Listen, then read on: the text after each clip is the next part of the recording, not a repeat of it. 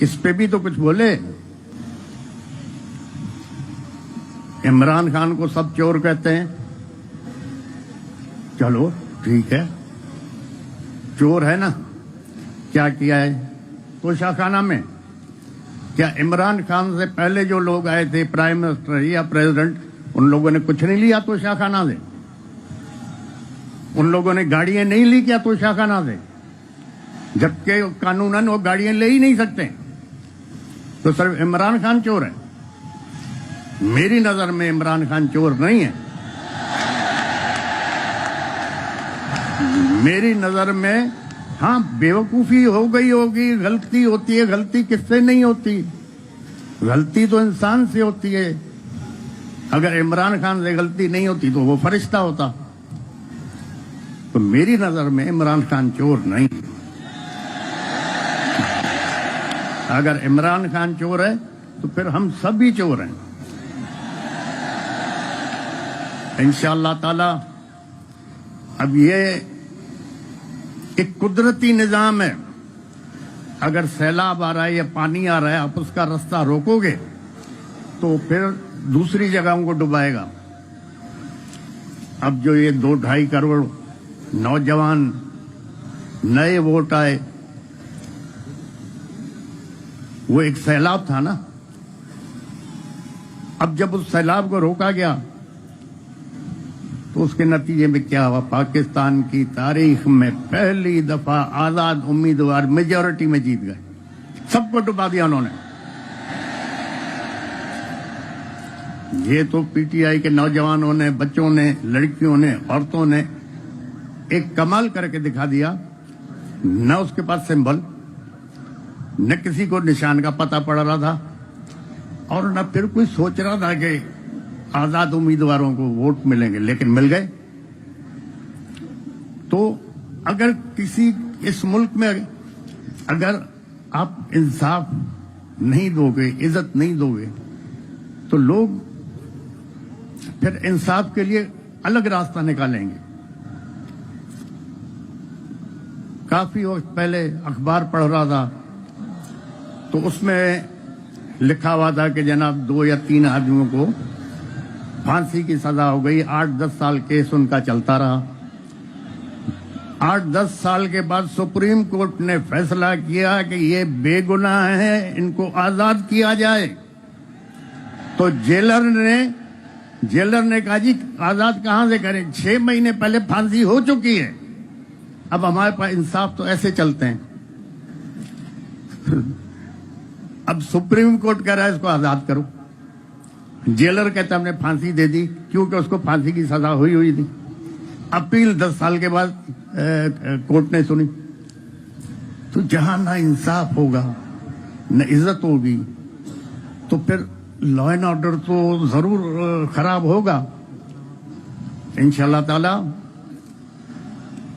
اب سوچنا یہ ہے کہ قانون کے دائرے میں رہتے ہوئے اور عزت سے اس مسئلے کو باقی پارٹیوں کے ساتھ جے یو آئی ہو گئی, جماعت اسلامی ہو گئی, اور مزید جو بھی ہمارے ساتھی ہمارے ساتھ آنا چاہیں, ہم ان سے مل کے ان کے مشورے کے ساتھ اس کو چلائیں گے.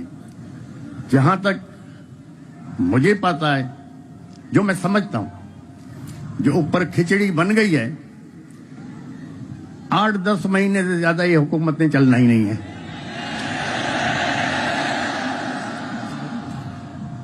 8-10 مہینے سے زیادہ نہیں چلنا. اب پچھلے جو 20 مہینے حکومت تھی اس میں جو مہنگائی آسمان پہ گئی ہے, اس سے کیا ہوا ہے؟ اس سے ہوا یہ ہے کہ جو مڈل کلاس تھی وہ ختم ہوتی جا رہی ہے. اب اس الیکشن کے بعد آپ دیکھو مہنگائی آسمان پہ جائے گی.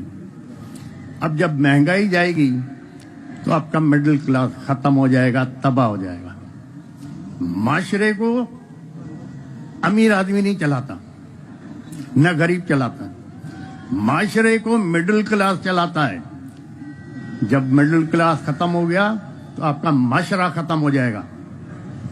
تو خدا کے لیے جو یہ دیکھ رہے ہیں حالات کس طرف ہمارے جا رہے ہیں, ان کو سوچنا چاہیے اور یہ 8-10 مہینے سے زیادہ حکومت چلنی بھی نہیں ہے. ہو سکتا ہے اب فوج نے سب کو آزما لیا, اب آزمانے کے لیے بچہ کیا ہے, ہو سکتا ہے ایمرجنسی ڈکلیئر ہو جائے یا مارشل لا لگ جائے. یہی جج اس کو پروٹیکشن دیں گے, یہی جج جو ادھر بیٹھے ہوئے ہیں, یہی جج لیگل کور دیں گے. تو حالات اچھے نہیں ہیں.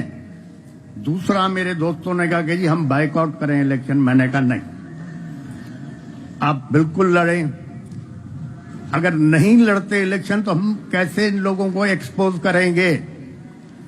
اگر کچھ دوستوں کے کہنے پہ ہم بائیک آؤٹ کرتے تو یہ لوگ ایکسپوز ہی نہیں ہوتے. اب اتنے بری طرح سے ایکسپوز ہو گئے کہ نیشنل اور انٹرنیشنل لیول پہ یہ بدنام ہو گئے. اس الیکشن کو کون مانے گا؟ کیونکہ سارے الیکشن فراڈ پہ تھے, رزلٹ پہلے بھی کیے ہوئے تھے. تو انشاءاللہ دیکھیں, خدا اچھا کرے گا. خدا تعالیٰ آپ لوگوں کو, اس ملک کو, ہماری فوج کو اپنے حفظ و امان میں رکھے اور ہر آفت, آزمائش, تکلیف, دشواری سے پناہ میں رکھے. ہمارے ججوں کو, ہماری فوج کو خدا رہنمائی فرمائے کہ اس قوم کے, اس عوام کے فائدے کے لیے سوچیں اور کام کریں. آپ لوگوں کی سب کی مہربانی. آپ لوگ دور سے آئیں, اور دوسرا زیادہ میں تقریر کر بھی نہیں سکتا, تقریر مجھے آتی نہیں. مہربانی, خدا حافظ.